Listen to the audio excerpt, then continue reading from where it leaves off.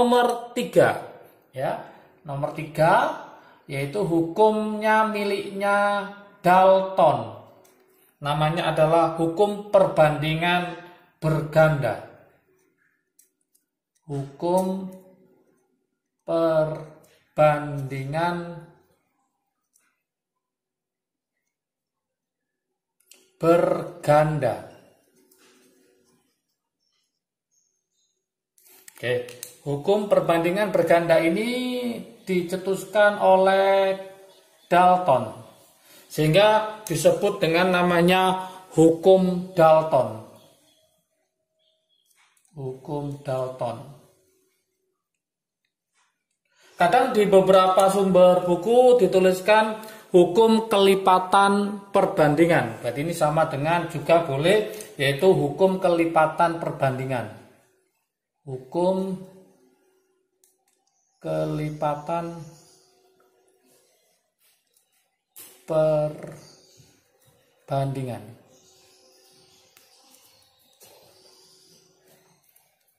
Oke.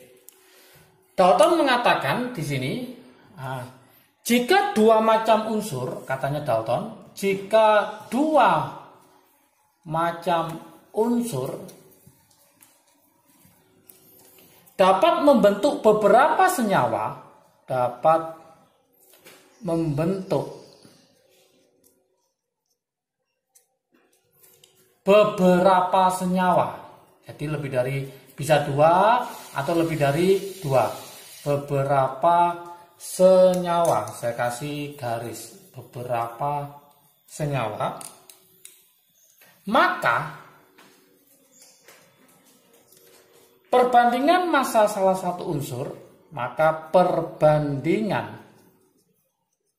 massa salah satu unsur, salah satu unsur, dalam kurung unsur lain tetap. Unsur lain dianggap tetap.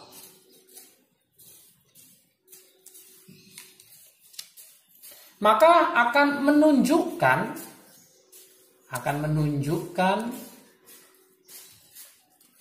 perbandingan bilangan bulat,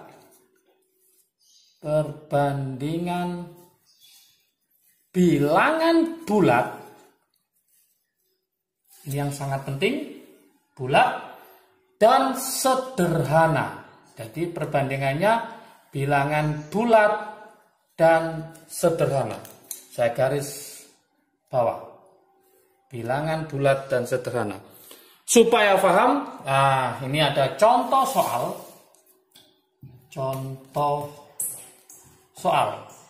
supaya tambah mantap ya. Oke, contoh soalnya seperti ini. Nitrogen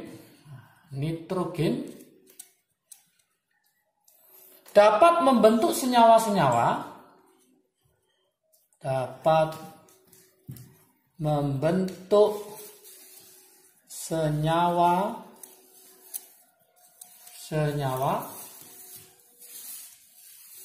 misalkan ya N2O, kemudian NO2, kemudian N2O3 misalnya ya, kemudian dan N2O4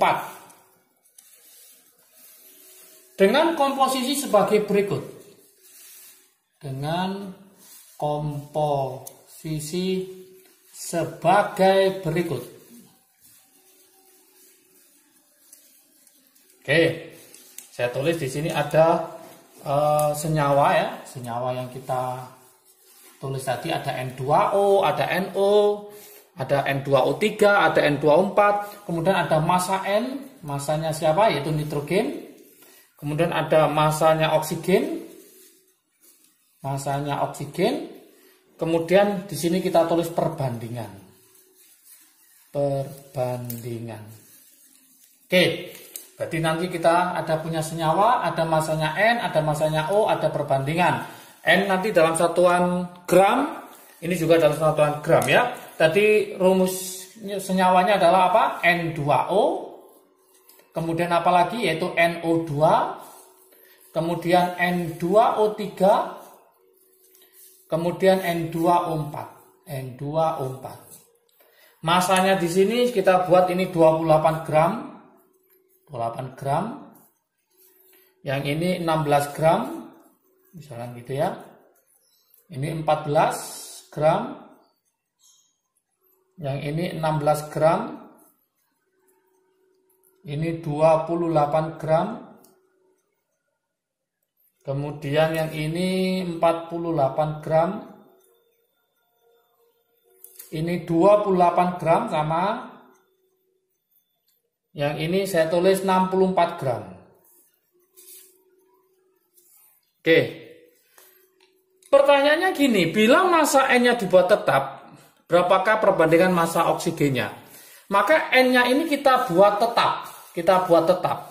Berarti kita buat tetap gimana? Kita bagi berapa hasilnya supaya tetap? Kita bagi 7. Coba. 28 supaya jadi 7 kita bagi 4 ya. Berarti 28 ini kita buat sama, kita buat angka 7 semua. 7 semua, 7 semua, 7 semua. Oke, 7 semua. Kita bandingkan sekarang. 28, 16. Supaya 7 maka ini dibagi 4, 16 bagi 4 berarti ini 4. 14 bagi 2, 7. Berarti 16 bagi 2 berarti ini 8. 28 dibagi 4, 7. Berarti 48 dibagi 4 ketemu 12. 28 bagi 4, 7. 64 bagi 4 berarti ketemu 16.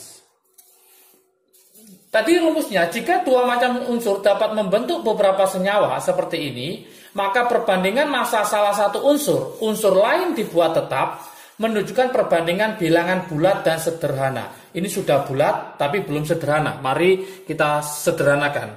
Berarti pertanyaannya tadi sudah saya bilang, bila massa N, dibuat tetap,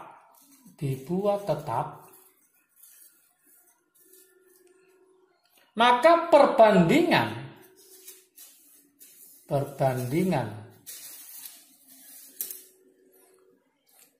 massa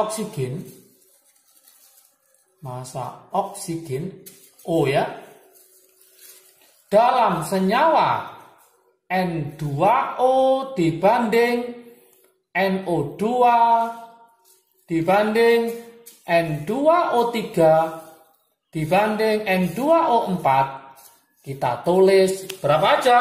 Yaitu 4 banding 8 banding 12 banding 16. Sudah bulat tapi belum sederhana, maka kita sederhanakan, maka perbandingannya kita bagi 4 semua, berarti ini 1 banding 2 banding 3 banding 4. Inilah yang kita cari, perbandingannya salah satu dianggap tetap, maka perbandingan yang lain itu berapa? Berarti perbandingannya adalah bulat dan sederhana.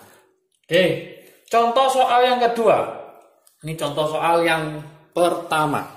Sekarang kita coba contoh soal yang kedua. Ini contoh soal yang pertama. Contoh soal yang kedua.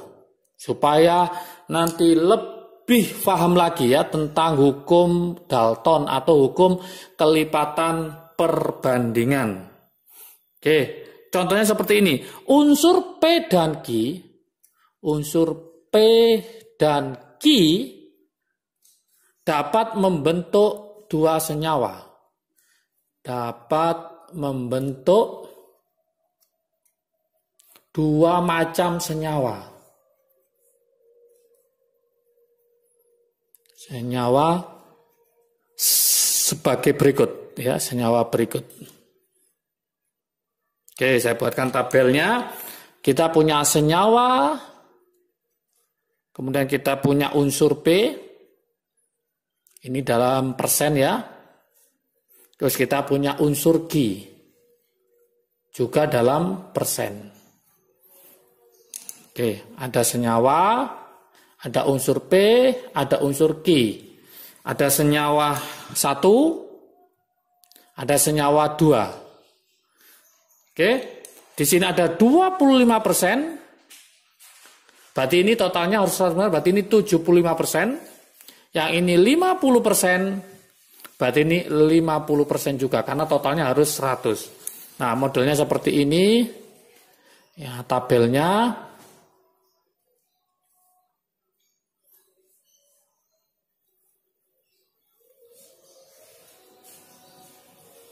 Oke, pertanyaannya, jika masa P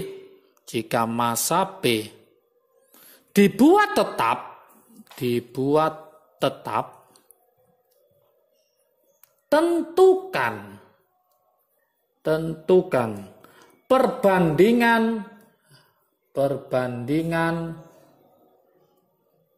massa unsur Q dalam senyawa 1 dan 2. Dalam senyawa 1 dan 2. Oke. Gimana solusinya lah? Solusinya saya buatkan teman-teman semua supaya paham. Solusinya kita tulis lagi. Yang pertama, ini adalah senyawa 1, ini senyawa 2, ini P, ini Q, ini adalah 25, ini 50, yang ini 75, yang ini 50. Ingat konsepnya di sini, P dibuat tetap. Supaya tetap, maka ini saya kali berapa? Yuk, siapa yang tahu? Ini bisa saya kali 2, yang ini saya kali 1. 25 kali 2, 50, 50 kali 1, 50. Berarti kalian kali 2, ini juga dikali 2, yang ini dikali 1. Oke, maka hasilnya saya tulis lagi di sini P, yang ini Q. Berarti ini jadi 50, ini jadi 50. 75 kali 2 berarti 150. 50 kali 1 berarti ini 50. Oke, dengan ini tetap dibuat tetap, berapakah perbandingan Q? Maka bisa kita tulis di sini, maka perbandingan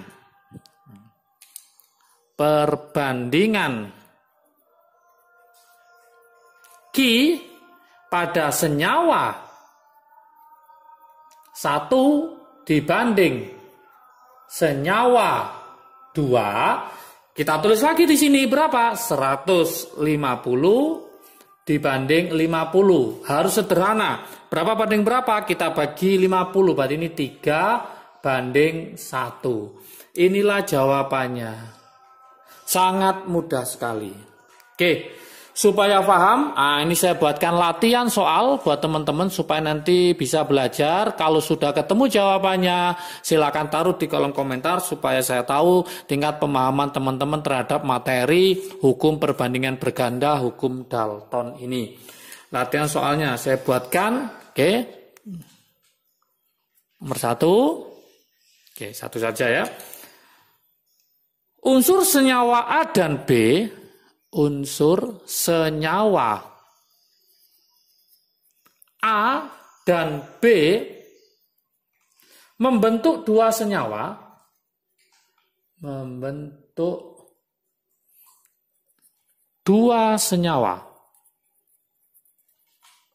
Oke, senyawa satu mengandung 20% unsur A. Sedangkan senyawa 2, saya buat berapa ya?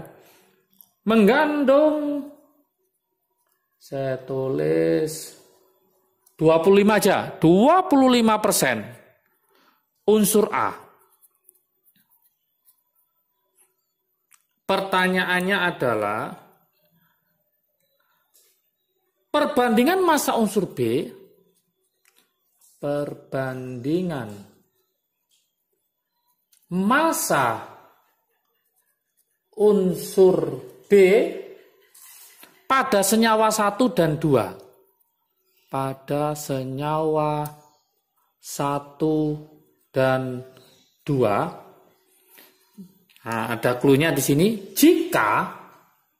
Jika masanya si A itu adalah tetap.